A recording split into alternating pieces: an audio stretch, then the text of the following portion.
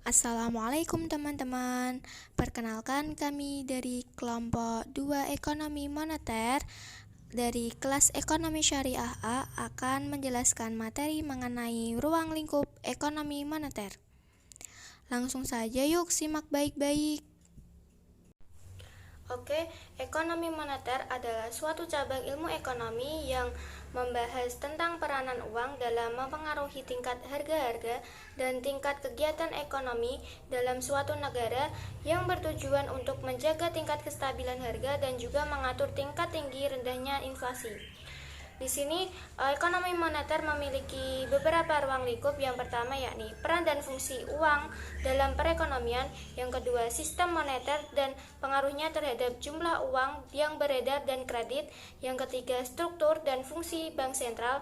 Yang keempat, pengaruh jumlah uang dan kredit terhadap kegiatan ekonomi. Yang kelima, pembayaran sistem moneter internasional. Dengan memahami ruang lingkup kajian ekonomi moneter, kita dapat mengetahui mekanisme penciptaan uang, tingkat bunga, pasar uang, sistem dan kebijakan moneter, pembayaran internasional, serta dapat menganalisa beberapa fenomena moneter yang berkaitan dengan efek kebijakan moneter terhadap kegiatan ekonomi. Baik, kita akan ulas satu persatu ruang lingkup ekonomi moneter. Yang pertama, peran dan fungsi uang dalam perekonomian. Dalam kehidupan sehari-hari, kita tidak luput dari yang namanya uang. Dan uang sendiri memiliki peranan dan fungsinya masing-masing. Yang pertama, uang sebagai alat tukar atau medium of exchange, di mana peran dan fungsi uang itu sebagai alat tukar dan media pertukaran itu dapat diterima dalam ekonomi Islam, karena memang uang itu harus berfungsi sebagai demikian, harus terus bersirkulasi dan tidak boleh diendapkan. Uang juga merupakan public figure dan uang adalah flow konsep, di mana peredarannya itu harus terus dilakukan untuk kemanfaatan manusia dalam rangka penukaran barang dan jasa dalam kehidupan ekonomi. Yang kedua, uang sebagai alat penyimpan nilai atau daya beli atau store of value, di mana uang itu sebagai alat penyimpan nilai atau daya beli memang sangat fleksibel untuk dijadikan penyimpan kekayaan karena sifatnya yang liquid dan tidak ada biaya penyimpanan terhadapnya. Yang ketiga, uang sebagai alat satuan hitung atau alat pengukur nilai atau measure of value, di mana uang itu sebagai alat satuan hitung atau alat pengukur nilai, tentu itu akan mempermudah proses tukar-menukar dua barang yang secara fisik sangat berbeda, seperti mobil dan gandum, pesawat terbang dan beras, dan lain sebagainya. Yang keempat, uang sebagai ukuran standar pembayaran yang ditangguhkan atau standard of deferred payment, di mana uang sebagai alat standar pembayaran yang ditangguhkan itu dalam Islam tidak diperbolehkan karena sifatnya itu masih disebut sebagai transaksi kredit. Ruang lingkup yang kedua adalah sistem moneter dan pengaruhnya terhadap jumlah uang yang beredar dan kredit, di mana sistem moneter adalah sebuah sistem yang di dalamnya terdapat peraturan dan undang-undang yang erat kaitannya dengan faktor pengendalian dan pengawasan uang yang beredar dalam suatu wilayah atau suatu negara, di mana sistem moneter dalam penerapannya terdapat 3 unsur pokok yang harus terpenuhi. Yang pertama, standar uang. Standar uang itu ada 2 bagian. Yang pertama, standar komoditas dan standar kredit. Yang kedua, jenis-jenis uang. Jenis-jenis uang itu yang beredar dalam Indonesia itu ada 2 jenis, yakni uang kartal dan uang giral.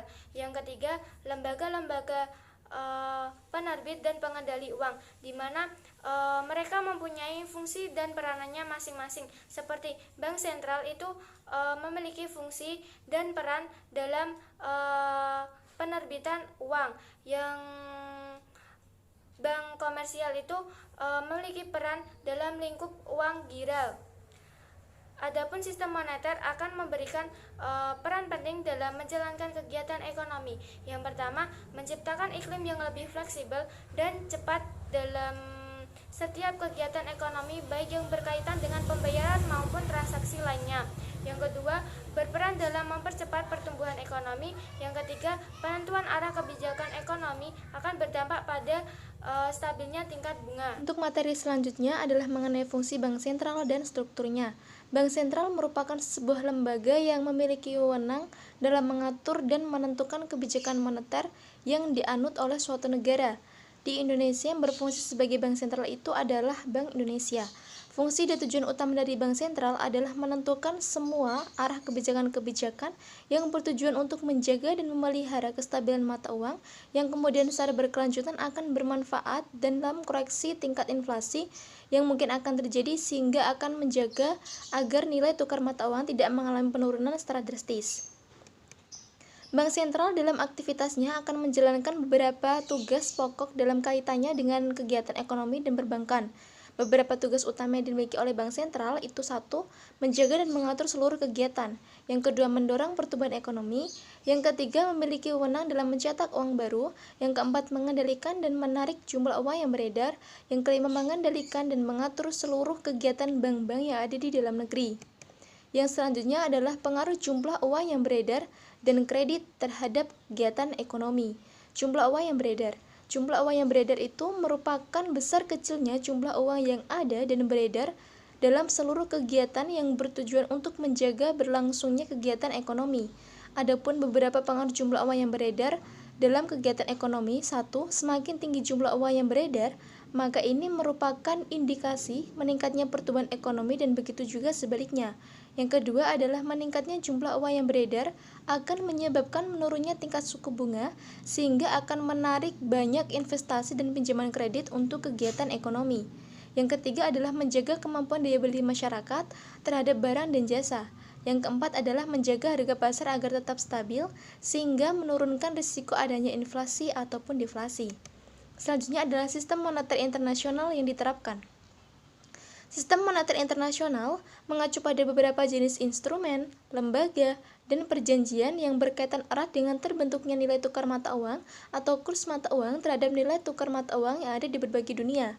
Selain itu, di dalamnya juga meliputi tentang aliran modal, terciptanya perdagangan internasional, dan pembayaran. Sistem moneter dapat dikatakan sebagai pilar sistem perekonomian suatu negara yang akan menentukan arah perekonomian yang bertujuan untuk mewujudkan kemakmuran dan meningkatnya ekonomi negara. Selanjutnya adalah moneter dalam pandangan Islam.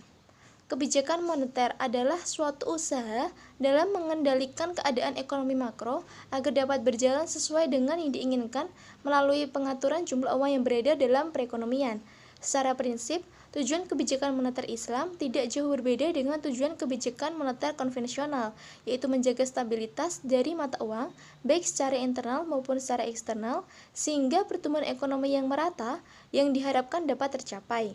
Stabilitas dalam nilai uang tidak terlepas dari tujuan ketulusan dan keterbukaan dengan berhubungan dengan manusia.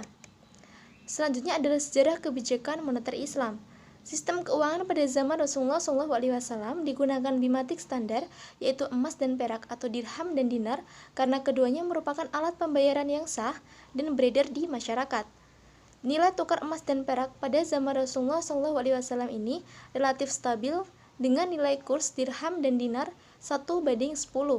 Namun pada masa lain, nilai tukar dirham dan dinar mengalami fluktuasi dengan nilai paling rendah pada level 1:35 sampai 1:50. Selanjutnya adalah perkembangan emas sebagai standar dari uang beredar mengalami 3 kali evolusi, yakni 1. The Gold Chain Standard, di mana logam emas mulia sebagai uang yang aktif dalam peredaran. Yang kedua adalah The Gold Bullion Standard, yakni di mana logam emas sebagai parameter dalam menentukan nilai tukar uang yang beredar. Yang ketiga adalah The Gold Exchange Standard, di mana otoritas moneter menentukan nilai tukar domestic currency sebagai foreign currency yang mampu di-backup secara penuh oleh cadangan emas yang dimiliki. Selanjutnya adalah konsep ekonomi moneter Islam. Pada zaman Rasulullah SAW selalu terkait dengan sektor real perekonomian. Hasilnya adalah pertumbuhan sekaligus stabilitas. Keuntungan utama dari kerja sama bisnis adalah pelaku dan penyandang dana sama-sama mendapat keuntungan, informasi, metode supervise, manajemen, dan pengetahuan akan risiko suatu bisnis. Bahkan sejak zaman Rasulullah SAW dan Khulafaur Rasyidin, kebijakan moneter melaksanakan tanpa menggunakan instrumen bunga sama sekali. Instrumen ekonomi moneter Islam adalah hukum syariah. Dalam ekonomi Islam tidak ada sistem bunga, sehingga bank sentral tidak dapat menerapkan kebijakan diskon lain tersebut. Bank sentral Islam memerlukan instrumen yang bebas bunga untuk mengontrol kebijakan ekonomi moneter dalam ekonomi Islam. Dalam hal ini terdapat beberapa instrumen bebas bunga yang dapat digunakan oleh bank sentral untuk meningkatkan atau menurunkan uang beredar. Penghapusan sistem bunga tidak menghambat untuk mengontrol jumlah uang beredar dalam ekonomi. Secara mendasar, terdapat beberapa instrumen kebijakan moneter dalam ekonomi Islam, antara lain yang pertama, reserve ratio, yang kedua, moral suasion, yang ketiga, lending ratio, yang keempat, refinance ratio, yang kelima, profit sharing ratio, yang keenam, Islamic suku, yang ketujuh, government investment certificate. Jadi dapat disimpulkan mengenai materi ruang lingkup ekonomi moneter. Ekonomi moneter merupakan bagian dari ilmu ekonomi yang mempelajari tentang sistem, fungsi, dan pengaruh uang terhadap kegiatan ekonomi. Secara umum, kegiatan ekonomi dapat diartikan sebagai suatu kegiatan yang mempengaruhi tingkat pengangguran, produksi, harga, dan hubungan perdagangan atau pembayaran internasional. Adapun ruang lingkup kajian ekonomi moneter meliputi yang pertama, peran dan fungsi uang dalam perekonomian, yang kedua, sistem moneter dan pengaruhnya terhadap jumlah uang yang beredar dan kredit, yang ketiga, struktur dan fungsi bank sentral, yang keempat, pengaruh jumlah uang dan kredit terhadap kegiatan ekonomi, yang kelima, pembayaran sistem moneter internasional. Moneter dalam pandangan Islam pada zaman Rasulullah SAW selalu terkait dengan sektor real perekonomian. Hasilnya adalah pertumbuhan sekaligus stabilitas keuntungan utama dari kerja sama bisnis, yakni pelaku dan penyandang dana sama-sama mendapat keuntungan. Informasi, metode supervise, manajemen, dan pengetahuan akan resiko suatu bisnis. Bahkan sejak zaman Rasulullah SAW dan Khulafaur Rasyidin, kebijakan moneter dilaksanakan tanpa menggunakan instrumen bunga sama sekali. Sekian pemaparan mengenai ruang lingkup ekonomi moneter dari kelompok 2. Kurang lebihnya mohon maaf yang sebesar-besarnya. Billahi taufiq wal hidayah. Wassalamualaikum warahmatullahi wabarakatuh. Semoga bermanfaat.